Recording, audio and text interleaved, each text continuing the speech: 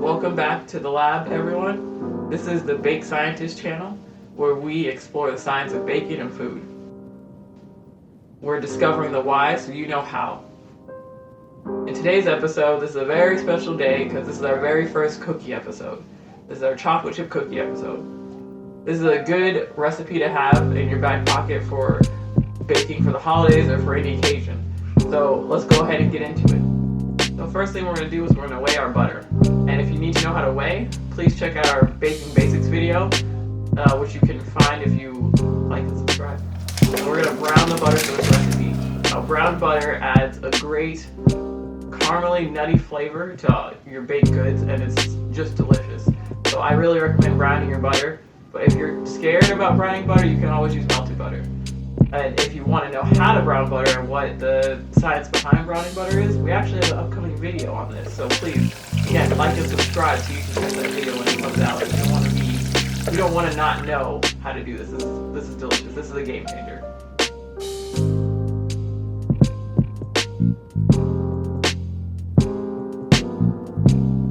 We're gonna let the butter cool before we add it to our sugar because we don't want our sugar to melt. So go ahead and set that aside and get into weighing your other ingredients. So we're going to weigh the sugar first.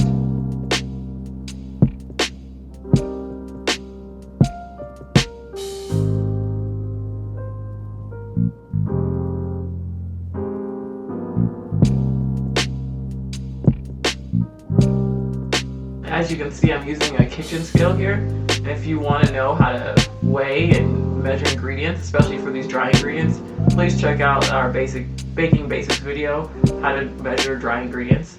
It's up now, so go check it out.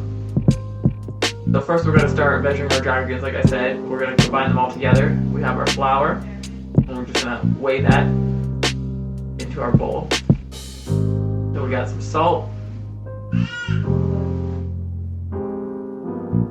our baking powder, our cornstarch, and our baking soda. And then once we have all those in the bowl, we're going to go ahead and whisk them together real quick just to combine them all.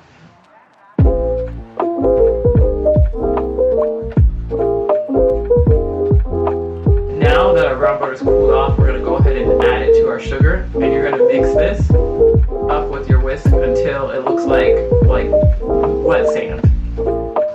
Now we're going to add in our room temperature egg, which is important. You want all the ingredients to stay the same temperature. A quick pro tip, to warm up your egg pretty quickly so that it's room temperature, just fill up a bowl with some warm water from the sink and put your egg in for about 2 minutes.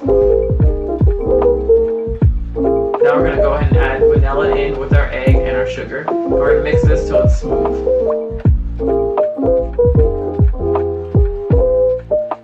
Now we're going to add in our dry ingredients and mix until a dough forms and there's no more dry flour or dry ingredients left. It's all formed to the dough.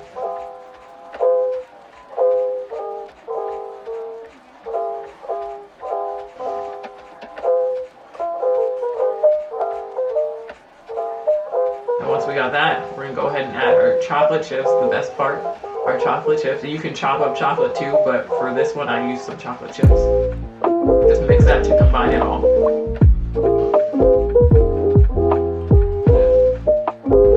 Now, for this, we're actually going to age the dough in the refrigerator. So you're going to go ahead and cover it up and stick it in the fridge overnight. And this helps to reduce spreading and to age the dough.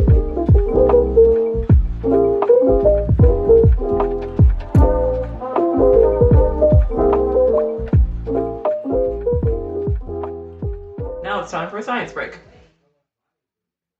So I wanted to explain what baking soda and baking powder are actually doing in this recipe. Baking soda and baking powder are leavening agents, and they create a lift in baked goods. And by lift, I mean they make it more airy and puffier, chewier. That comes from the reaction that happens in the cookie. So you need acid and you need your alkaline. The acid here is vinegar or acetic acid. That comes from the molasses in the brown sugar.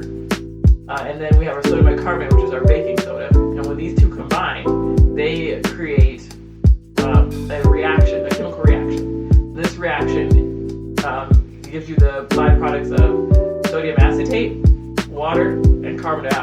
carbon dioxide is what we really are looking for. That's the bubbles that's creating our lift. And so we're going to do a quick experiment to kind of visualize this. So here we have some baking soda, and we're going to add some vinegar to it. And you're going to see these bubbles that are created. And this is what's happening inside your cookie when the molasses from the brown sugar and the baking soda and baking powder are reacting. And it's giving us a good lift in our cookie. Making our cookie nice and airy.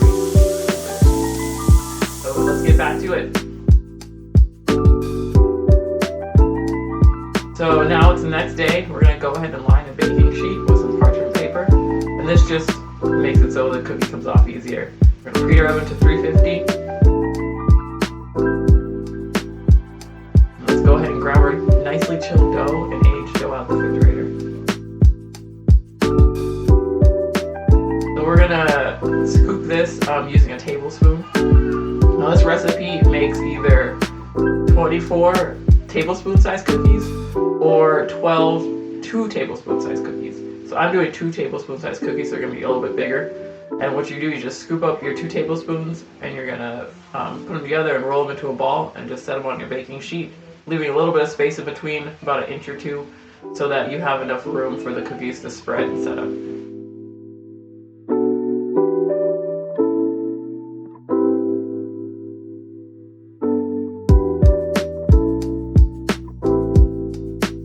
So now we're going to go ahead and get those cookies in the oven, and they're going to bake for between 11 to 12 minutes.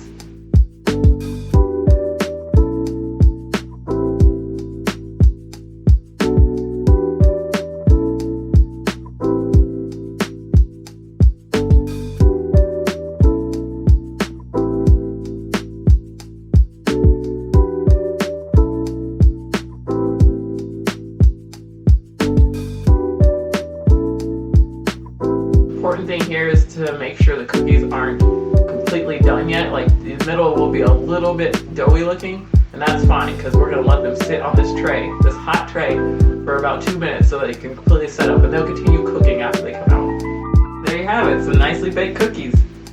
So thank you for joining and watching our first ever cookie series episode, chocolate chip cookies. Make sure you like and subscribe, and so you can be on the first to know when our new videos come out, and share the science, because look at these delicious cookies. Who wouldn't want to know how to make these and why? Thank you all for watching.